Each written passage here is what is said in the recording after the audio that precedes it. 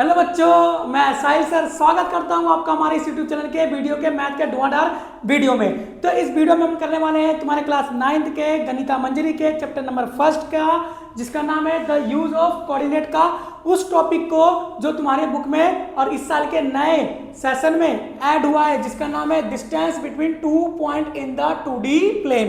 देखो, coordinate geometry पिछले साल था, ठीक है, लेकिन इस साल क्या है कि इस साल भी है, लेकिन उसमें कुछ 10th के टॉपिक को ऐड कर दिया गया है। तो उसी टॉपिक को हम डिस्कस करने वाले हैं। और इससे पहले हमने इस चैप्टर का इंट्रोडक्शन पार्ट देख चुके हैं, बना चुका हूं, उसको आप देख लेना अगर ना देखा हो तो। बहुत सारे बच्चों ने देख लिया और बहुत सारा प्यार भी लुटाया है।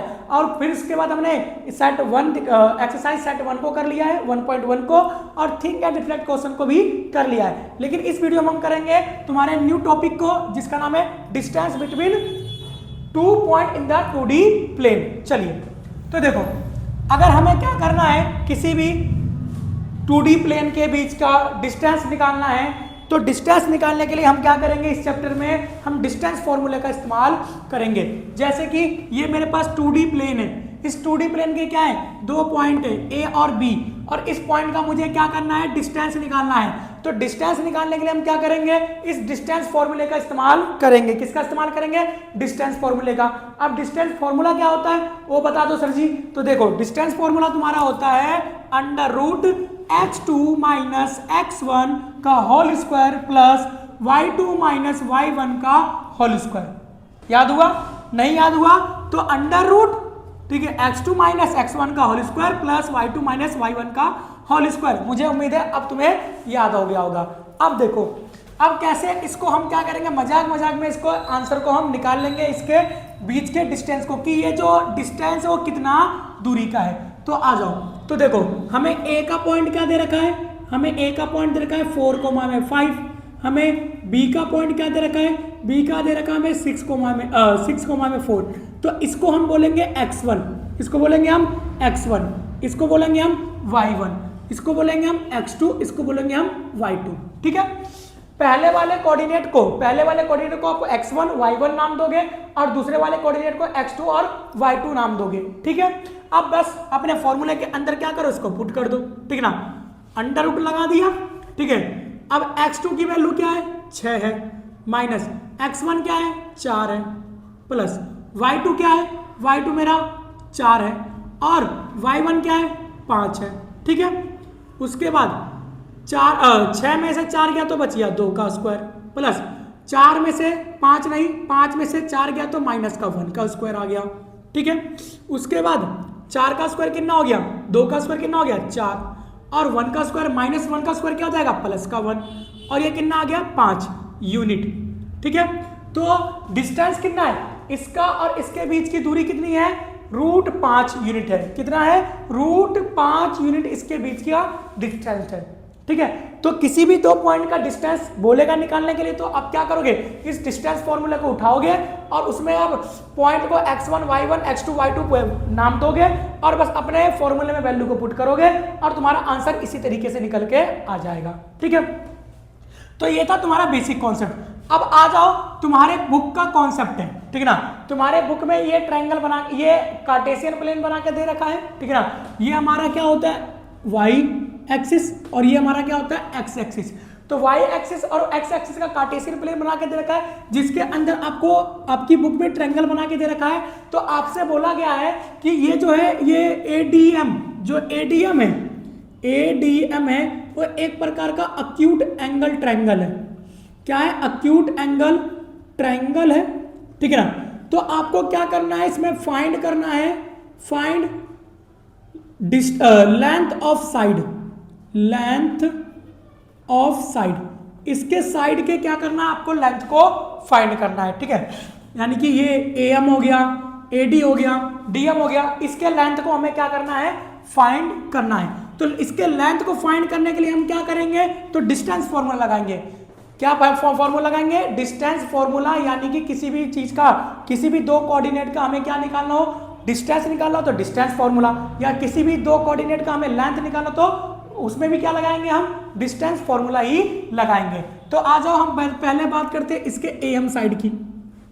ठीक है, हम पहले AM का निकालते हैं।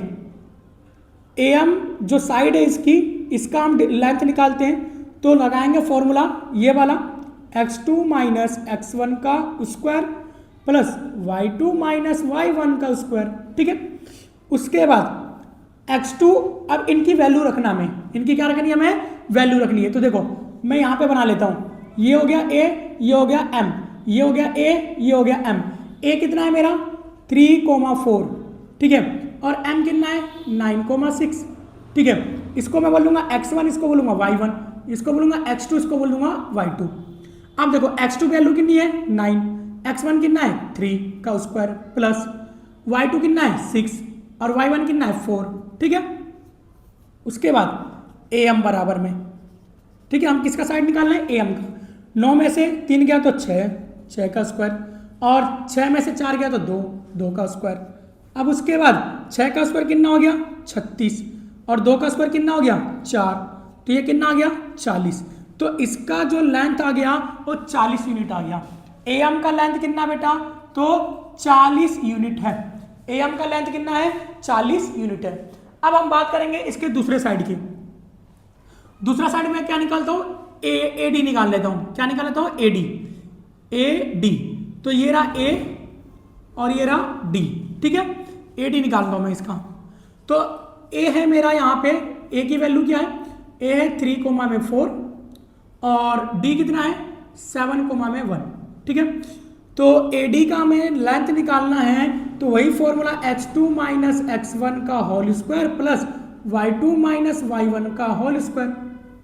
ठीक है, AD बराबर रूट में x2 क्या है मेरा, तो इसको x1, इसको y1, x2 और y2। x2 मेरा 7 है और x1 मेरा 3 है, प्लस y2 क्या है, y2 1 है और y1 क्या है 4 है। ठीक है, इसका स्क्वायर। अब AD बराबर, ठीक है, 7 में से 3 गया तो 4 का स्क्वायर आ गया, और 4 में से 1 गया तो -3 का स्क्वायर आ गया। AD बराबर, अब 4 का स्क्वायर 16 हो गया और 3 का स्क्वायर 9 हो गया, और AD की वैल्यू कितनी आ गई, √25। कितनी आ गई AD की वैल्यू, √25, और √25 किसका होता है 5 का। तो AD का लेंथ क्या है 5 यूनिट है। AD का लेंथ कितना हो गया बेटा, 5 यूनिट AD का लेंथ हो गया। ठीक है, अब हमें निकालना है किसका, थर्ड साइड DM का। किसका निकालना है हमें, DM का। D कितना है मेरा, तो D है मेरा 7,1, M क्या है तो 9,6। ठीक है, अब DM की वैल्यू, DM का लेंथ निकालना है, तो फॉर्मूला लगाएंगे कौन सा, x2 माइनस x1 का whole square plus y2 minus y1 का होल स्क्वायर। ठीक है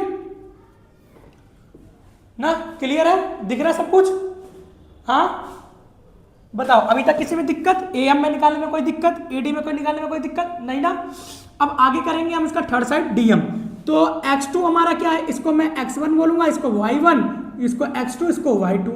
अब x2 मेरा है 9, x2 मेरा 9 हो गया, और x1 मेरा 7 हो गया।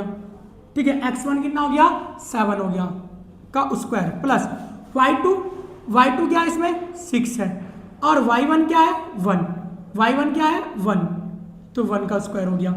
DM बराबर 9 में से 7 गया तो 2 आएगा, 2 का स्क्वायर प्लस, और 6 में से 1 गया तो 5 का स्क्वायर।